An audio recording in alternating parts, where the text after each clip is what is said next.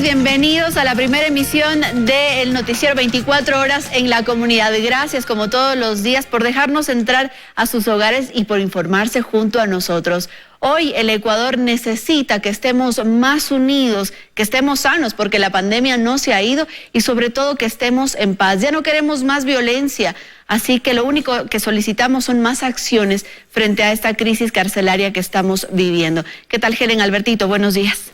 ¿Qué tal, chicos, amigos televidentes? Buenos días. Gracias por estar junto a nosotros. Bienvenidos a esta emisión de noticias en este jueves 25 de febrero. Son diferentes situaciones que en este momento golpea al país, que la fuerza de los ecuatorianos salga a flote para sacar adelante a este Ecuador que tanto nos necesita, no solo la situación de la pandemia, sino también otras diversas que hemos podido ver durante los últimos días, como lo dice Sandre, la situación de las cárceles. Por ejemplo, la noche de ayer y madrugada de hoy, presos de diferentes cárceles del país intentaron nuevamente continuar con los actos de violencia, pero la Policía Nacional y militares han logrado retomar el control en sus centros penitenciarios. ¿Qué tal, Álvaro?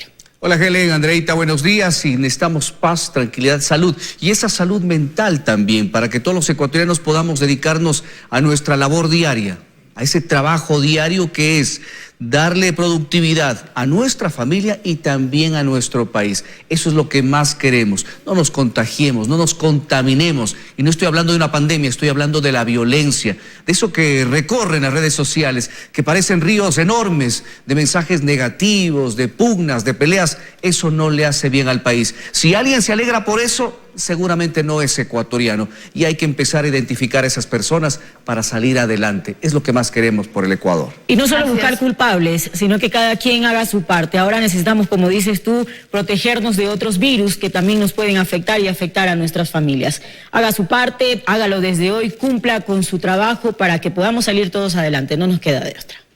Así es, no nos queda de otra, como bien lo dice. Vamos a iniciar el día de hoy con las noticias. Anoche, como ya lo mencionábamos, nuevamente se registraron incidentes en la cárcel regional 8 de Guayaquil. La situación fue controlada antes de la medianoche. Luego, cerca de la 1 de la mañana, decenas de reos dañaron paredes y se fugaron.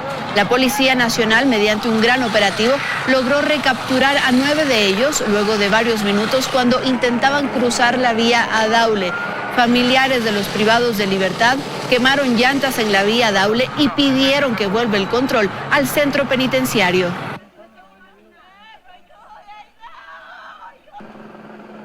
Y en el mismo tema les contamos que las fuerzas policiales y militares operaron anoche en el centro de reclusión de Cotopaxi. Según informes de la SNAI, se habrían registrado nuevos intentos de amotinamiento y disturbios por parte de los reclusos. Luego de la intervención de los uniformados, se retomó el control. Grupos tácticos de la policía y las Fuerzas Armadas ingresaron hasta el Centro de Rehabilitación Social Sierra Centro Norte, ubicado en la provincia de Cotopaxi, para tomar el control en varios de los pabellones en donde se registró la noche de este miércoles un nuevo intento de violencia entre reos.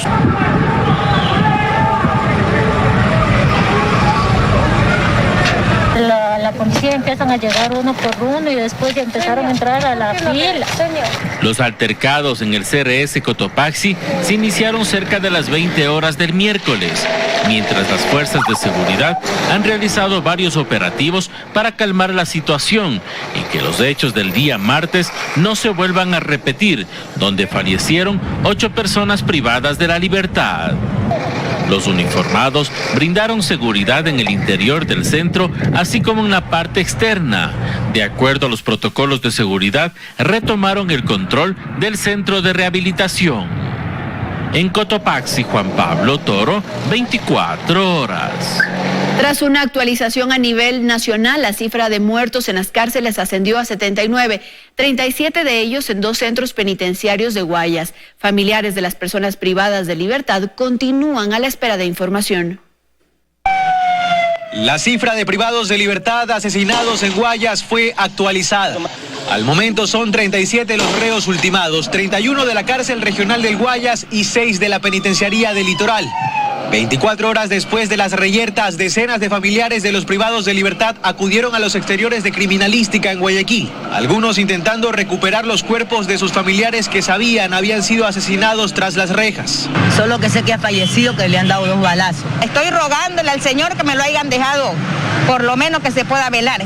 Otros buscaban conocer si en la lista de víctimas estaban los suyos, pues desde el martes por la mañana no tienen ninguna noticia. Él me dijo que había una balacera en Mediana y que iban 8 muertos. Hasta ahí me pude comunicar con él. Desde ayer no sé nada de él, no sé si estará vivo, si estará muerto, si estará herido, no sabemos nada. En tanto, la vía Daule fue bloqueada al tránsito nuevamente, ante la alerta de una nueva reyerta al interior de la cárcel regional del Guayas. Al penal ingresaron refuerzos de la policía, pues se alertaba de incidentes en el pabellón 5. Los privados de libertad quemaron colchones, sin embargo la revuelta fue controlada a las pocas horas. Al momento son 79 los reos asesinados en 4 cárceles del país. En Guayas ya se han identificado a 38 privados de libertad que aparecen en videos aficionados y en cámaras de seguridad, mientras ejecutan a sus compañeros. Ellos están aislados en los centros de privación de libertad. La Fiscalía solicitó a la Policía Judicial designar un equipo investigativo para el caso y ofició a los directores de los centros carcelarios para que remitan los videos registrados el día de las confrontaciones en las cámaras de seguridad apostadas en el exterior e interior de los centros reclusorios. Además, comunicó que en La Tacunga se procedió con el levantamiento de 8 cuerpos y las respectivas autopsias. 6 de ellas se realizaron en Ambato. Tras los hechos de sangre, Orlando Jácome, subdirector del Servicio de Atención a Personas Privadas de Libertad, renunció a su cargo. Al cierre de este reportaje se han identificado a 27 cuerpos en Guayas, mientras los familiares de los reos continúan a la espera de nueva información. En Guayaquil, Carlos Acoto, 24 horas. Los 34 reos asesinados en la cárcel de Cuenca ya fueron identificados. Sus familiares retiraron sus cuerpos ayer en la tarde. Mientras tanto, continúan las investigaciones sobre este sangriento hecho. Fueron ya identificados los 34 cuerpos de los reos asesinados en el CRS Turi este martes. Tras los protocolos de ley en el centro forense, familiares comenzaron desde horas de la tarde a retirar los cuerpos. Estamos esperando que nos entreguen el cadáver, no va a parar de salir ya. ¿Ha sido demorado el proceso? Súper. Los traslados se realizaron principalmente a provincias como el Guayas, Los Ríos, Esmeraldas y El Oro, ante el dolor y consternación de sus allegados. Yo estaba preso, por eso yo vi con mis ojos cómo pasaban las armas. Yo vi la droga. Según las primeras indagaciones de la Fiscalía, los hechos se dieron en el pabellón de máxima seguridad B, donde permanecían 60 reos. 21 se salvaron, los mismos que fueron ya trasladados esta madrugada a otros centros penitenciarios del país. Ninguno de ellos ha querido dar su versión, nadie sabe nada, nadie conoce nada. Por otro lado, el alcalde de Cuenca junto a los representantes de las cámaras de la producción exigen al gobierno el traslado inmediato de los presos de alta peligrosidad. Que esta cárcel sea para lo que fue concebido, para las personas privadas de libertad de Azuay, Cañar y Morona, Santiago. Estamos dispuestos incluso a poner dinero para poder mantener el centro si es local. En tanto, las seguridades en el CRS Turi siguen siendo extremas. En Cuenca, Iván Rodríguez, 24 horas. Inteligencia penitenciaria no alertó de la revuelta simultánea más violenta que se ha registrado en las cárceles del país. Expertos la califican de una operación planificada que deja en evidencia el débil sistema penitenciario.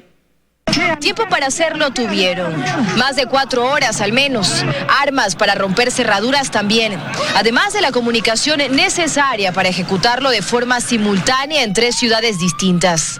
Lo que pasó en 4 cárceles del país, además de ser un hecho que nos paraliza frente a niveles de violencia nunca antes visto, desnuda aún más un sistema penitenciario que carece de inteligencia. Mientras sigamos sosteniendo esta mirada de seguridad individualista, segmentada, y no se le vea a la seguridad de manera integral, no vamos a hacer nada y no hemos sido capaces de cambiar. En las cárceles del país hay 3 filtros de seguridad. El primero conformado por policías y guías. El segundo también por ambos. En las cárceles de máxima seguridad hay un tercer filtro de seguridad. Además de agentes en los pabellones que se suponen se encuentran cerrados. En los centros regionales también hay cámaras de videovigilancia monitoreadas por un operador las 24 horas del día. Pero nada despertó las alertas. Lo que es importante es que tiene que mejorarse los sistemas tecnológicos de las cárceles grandes del país. Esto es, componer las cámaras que están dañadas, las cámaras de videovigilancia. Tampoco hubo alertas de ingresos de armas con las que habrían abierto celdas y desmembrado cuerpos. Y la obviedad. Hubo comunicación suficiente no solo para coordinar el hecho, sino además para grabarlo y difundirlo. Alfredo Muñoz fue director penitenciario en 2 ocasiones. Hasta hace 2 años estuvo enfrente de una de las cárceles más peligrosas del país, cuando el gobierno declaró el primer estado de excepción. Pero desafortunadamente se emitió el decreto y no se gastó un solo centavo, no se asignó un solo centavo de recursos como para poder solucionar el problema de la crisis penitenciaria, que no es de hoy, ¿no? O sea, ayer reventó la bomba, pero esto viene, digamos, desde hace algún tiempo. Si bien ambos creen que lo que observamos este martes fue la explosión de un sistema carcelario que no da más, aseguran que la inteligencia penitenciaria debió advertirlo en un claro suceso planificado por criminales. Dayana Monroy, 24 horas. 6 de la mañana con 5 minutos. Cambiamos de ámbito informativo y les contamos que el Hospital Carlos Andrade Marín de Quito empezó nuevamente a evidenciar un incremento de pacientes con problemas respiratorios. Las autoridades señalan que la mala conducta por las aglomeraciones en las elecciones ya pasan factura a los centros de salud. Un poco estable, ¿no? Tras soportar los molestosos síntomas del COVID-19 en casa durante 2 semanas, Diego Jara, de 34 años de edad, llegó este miércoles al Carlos Andrade Marín buscando ayuda por presentar problemas respiratorios. En realidad, cuando uno siente como lo estoy sintiendo yo, es terrible, terrible. Uno quiere en ese es morirse nada más. ¿Por qué decidió venir precisamente? Imagino que estaba cuidándose en casa. ¿Por qué decidió venir? Porque ya no aguantaba los malestares en las noches, el escalofrío, la fiebre, el dolor de cabeza intenso. No podía caminar porque me faltaba la respiración. Entonces quise ser macho, pero no pude. Diego es parte de ese grupo de jóvenes adultos a quienes esta nueva cepa del virus empieza a afectar gravemente.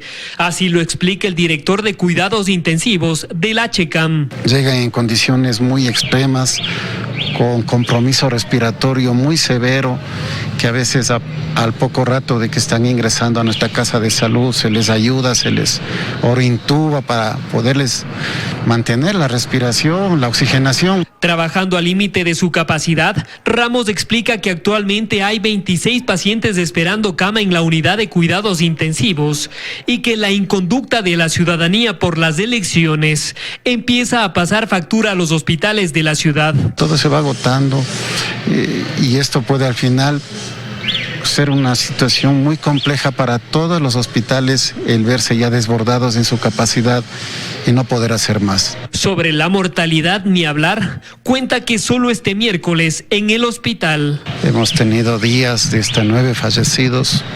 Para hoy tuvimos el deceso de 5 personas, tanto en la unidad de cuidados intensivos como en el área de intermedios de emergencia.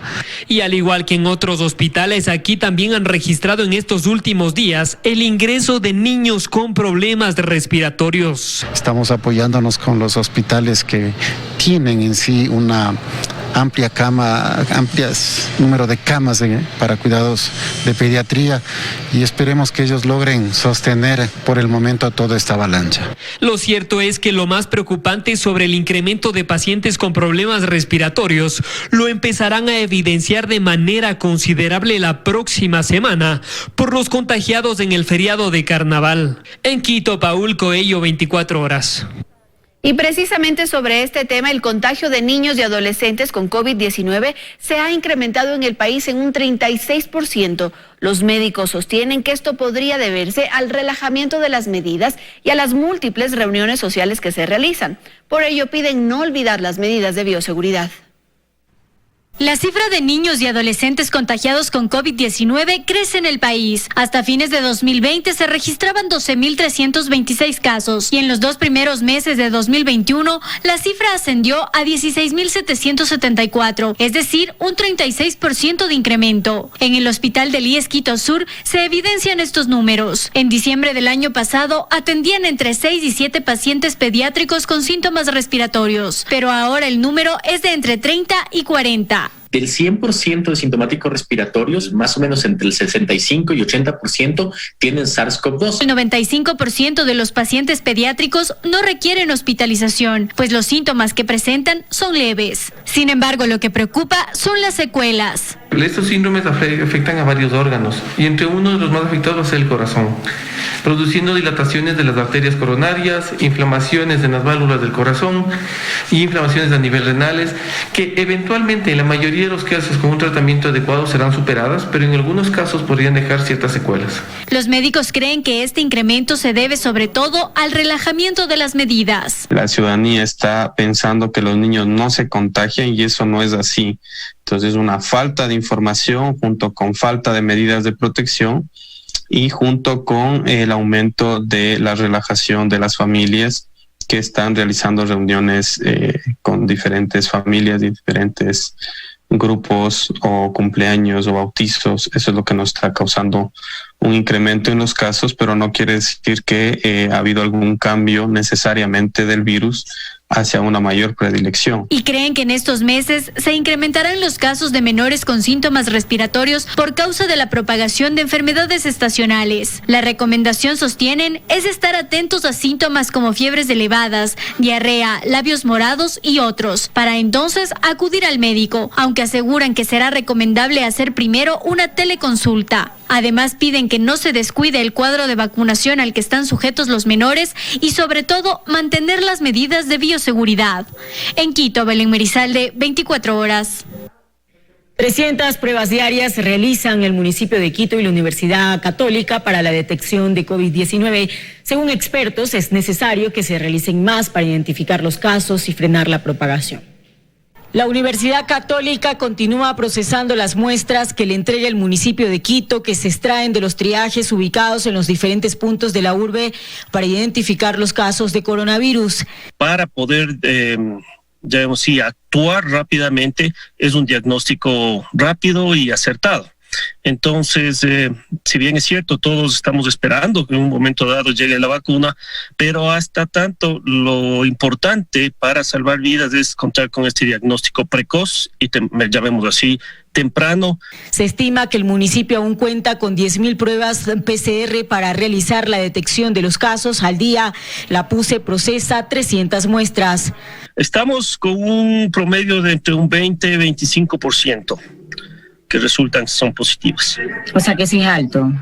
No, definitivamente es alto y además teniendo una cantidad tan pequeña de pruebas que ya vemos así hacemos al día, tener ese porcentaje, si uno le extrapola un poco más hacia la población, uno puede darse cuenta que la cantidad de contagiados es realmente importante. Desde la academia, el epidemiólogo Marcelo Aguilar cree que es necesario que las autoridades incrementen este número de pruebas en la población para identificar los casos de coronavirus, sobre todo luego de la irresponsabilidad de los ciudadanos en los feriados, las aglomeraciones el día de las elecciones y las manifestaciones que se registran en los últimos días. Diagnosticarlos si se trata de COVID-19 y aislarlos. Al mantenerlos aislados, estos van a reducir la velocidad de transmisión. Entonces es muy importante en este momento que se hagan mayores esfuerzos para la detección de casos y la aplicación de las otras medidas que ya conocemos.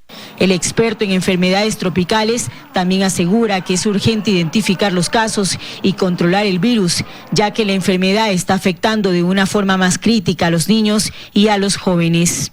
Que hay que fortalecer las acciones de vigilancia epidemiológica. Los expertos aconsejan a los ciudadanos que de tener sospechas de ser portadores del virus se aíslen, busquen atención médica para evitar la propagación. Helen Quiñones, 24 horas. Y el alcalde de Quito anunció que para la compra de vacunas obtendrá los recursos de la contribución que se cobra por la construcción de la Ruta Viva. Mientras tanto, el presidente de la Comisión de Presupuesto insiste en que es el Consejo el que debe aprobarlo.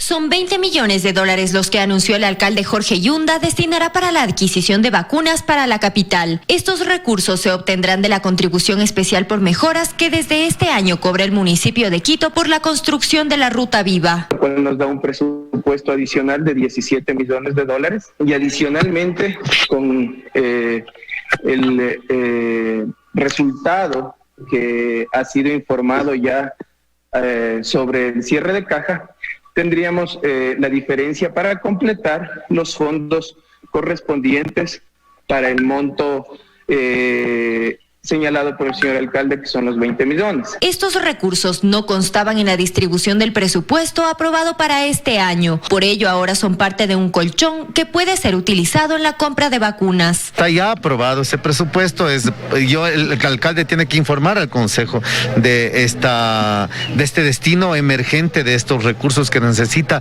para justamente adquirir las vacunas. Sin embargo, según el presidente de la Comisión de Presupuesto, Eduardo del Pozo, el alcalde no puede disponer de esos fondos si no constan en el presupuesto aprobado. Es decir, necesariamente requiere la aprobación del Consejo Metropolitano para el traspaso de recursos o para una reforma presupuestaria. Si es que no está presupuestado esto, el alcalde no puede disponer porque no tiene una chequera en blanco.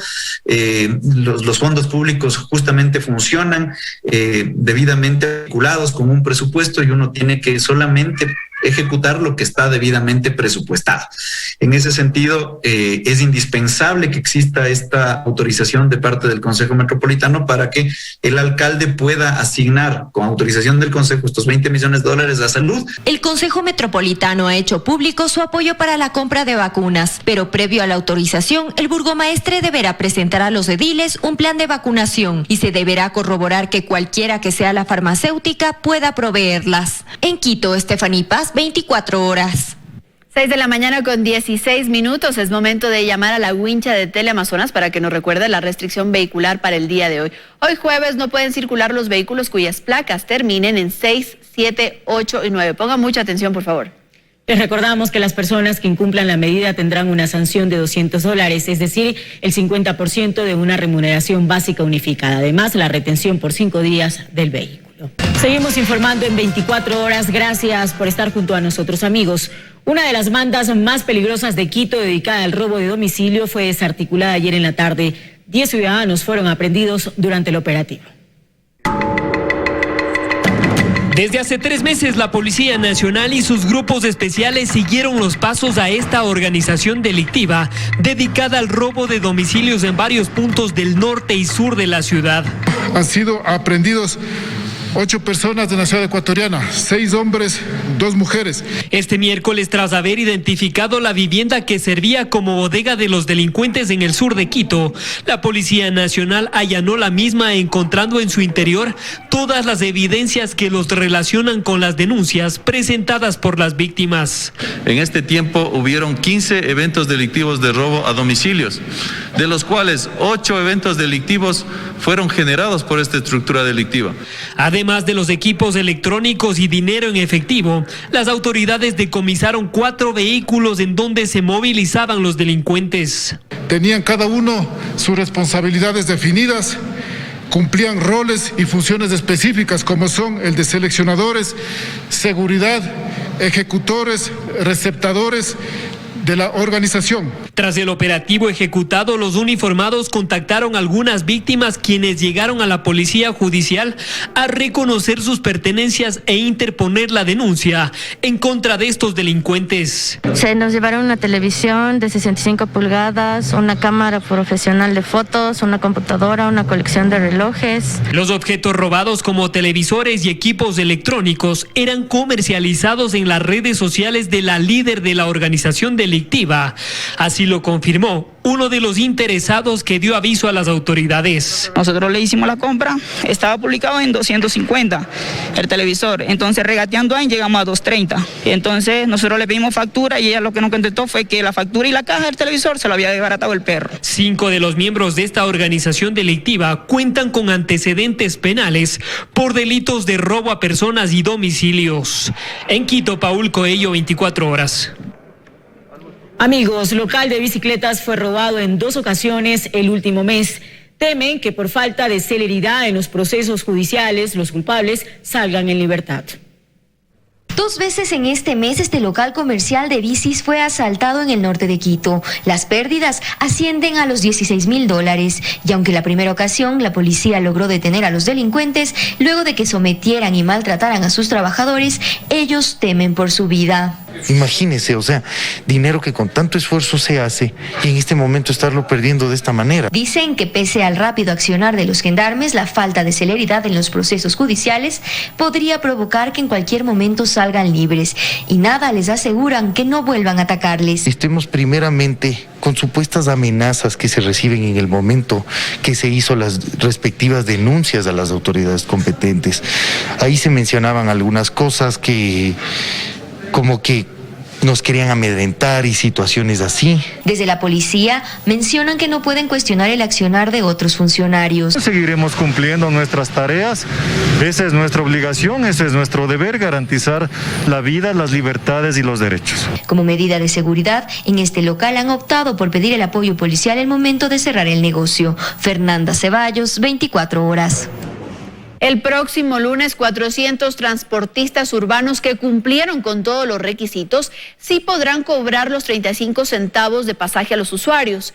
La ciudadanía tendrá que identificar un distintivo en las unidades que sí pueden acogerse al alza. Los dirigentes de la transportación de Quito se reunieron con la Secretaría de Movilidad del municipio de Quito para analizar los parámetros que determina la ordenanza del Sistema Integrado de Transporte Público que entró en vigencia el pasado 3 de diciembre de 2020 con miras al alza del pasaje. Tenemos alrededor de 400 buses que ya han subido la información. Vamos a ver ¿Cuántos? De 3.082 buses. Vamos a ver cómo se van comportando en estos 5 días que nos restan hasta llegar al primero de marzo. Entre los parámetros que el sector del transporte tenía que haber cumplido hasta ayer 24 de febrero está la colocación de los dispositivos GPS que tienen como función el control, monitoreo, registro y visualización de su ubicación en tiempo real, así como la verificación de cumplimiento de rutas y horarios planificados para cada circuito, maniobras bruscas y tiempo de embarque y desembarque. Entonces, todos estos temas se van notificando a los operadores mismos también de forma directa y se está trabajando también en un envío de un mensaje SMS para que le llegue al gerente de la operadora cuando hay un tema por uno de las unidades, un tema de incumplimiento de algunos parámetros. Este es uno de los requisitos indispensables para subir el pasaje, por lo que solo las unidades que cumplan con todos los parámetros podrán cobrar los 35 centavos desde el próximo 1 de marzo. ¿Habrá buses que van a costar los 35 centavos y otros 25? Efectivamente, nosotros generaremos un distintivo para los que ya tienen la autorización y la gente sabrá que esos buses que tienen el distintivo están cobrando 35 y que están siendo monitoreados por la autoridad y que se garantiza el cumplimiento al 100% de la calidad de servicio establecida en la ordenanza. El resto de transportistas tendrán que solicitar una prórroga al Consejo Metropolitano hasta la colocación de estos dispositivos. Cumplen con los parámetros y se va incrementando la tarifa. Las operadoras que pese a haber impuesto la tecnología no cumplan todavía y les falte algunos requisitos, recibiremos un espacio de tiempo para que se pueda cumplir e imponer la tarifa de 35 centavos. A más del GPS que les sirve a las autoridades y a los dueños de los buses para controlar y monitorear si los choferes cumplen las rutas, el aforo, paradas y más, la ciudadanía puede descargarse la aplicación móvil Movilízate Huyó, donde pueden reportar también el incumplimiento de infracciones de los transportistas. Helen Quiñones, 24 horas. 6 de la mañana con 26 minutos. Galápagos, Paraíso en Pérdida, es el nombre del documental ecuatoriano que busca mostrar la relación entre los seres humanos y la naturaleza, pero esta vez contado desde la opinión de los habitantes de la isla Santa Cruz. Galápagos se ha convertido en un sueño para quienes aún no lo conocen. Es que imágenes como estas han dado la vuelta al mundo. Muchos lo describen como un paraíso escondido o aseguran que llamar las Islas Encantadas es lo más acertado, tanto por sus paisajes, su flora y fauna. Pero ¿qué impacto ha tenido su desarrollo turístico? Eso nos lo cuentan sus habitantes en el documental Galápagos, un paraíso en pérdida. Han pasado de una oferta hotelera de 4 hoteles a 500. Porque es una cosa casi así. Se olvidaron de que el ciudadano común necesita agua potable, que la electricidad eólica es un gran misterio aquí, que la transportación pública no existe.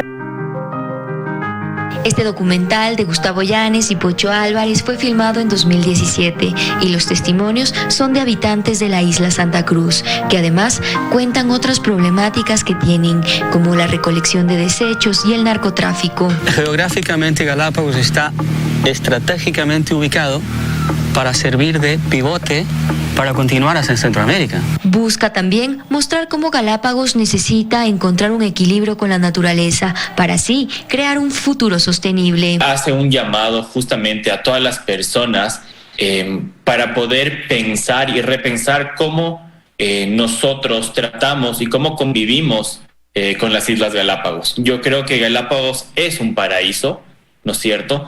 Pero que si nosotros no lo cuidamos o no tratamos de la manera que se debe, con el respeto y los cuidados necesarios, puede convertirse en un paraíso en pérdida. Galápagos Paraíso en Pérdida estará disponible desde mañana en los principales cines del país, que cuentan con todos los protocolos de bioseguridad. Fernanda Ceballos, 24 horas.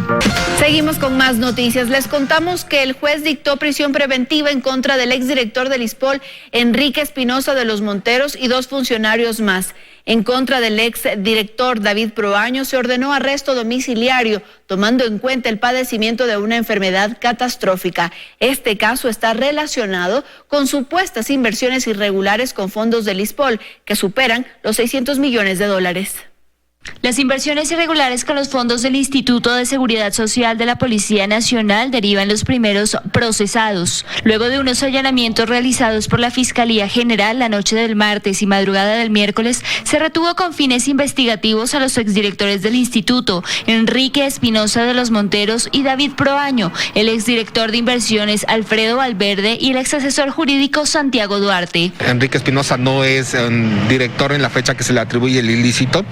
También hemos presentado sus cuentas en la cual se determina que no existe un beneficio económico. El general ha colaborado en todas las investigaciones, porque son más de 5 o 6 investigaciones. Es más, hasta acudido a Guayaquil a rendir su versión. Según las primeras investigaciones de Fiscalía de 2014 a 2019, se realizó inversiones irregulares con los fondos del ISPOL sin cumplir con los principios de seguridad, rentabilidad y liquidez. Según los registros, el total invertido por ISPOL a través de la empresa IPCOR y HYBF, representadas por José Cherres, asciende a $327 millones, 205 millones a convenios de reportos de bonos de deuda externa y $161 millones a la custodia de bonos de deuda externa del portafolio institucional. Además de esos $693 millones, tenemos $68.900.000 en cesión de derechos fiduciarios en 38 fideicomisos que se encuentran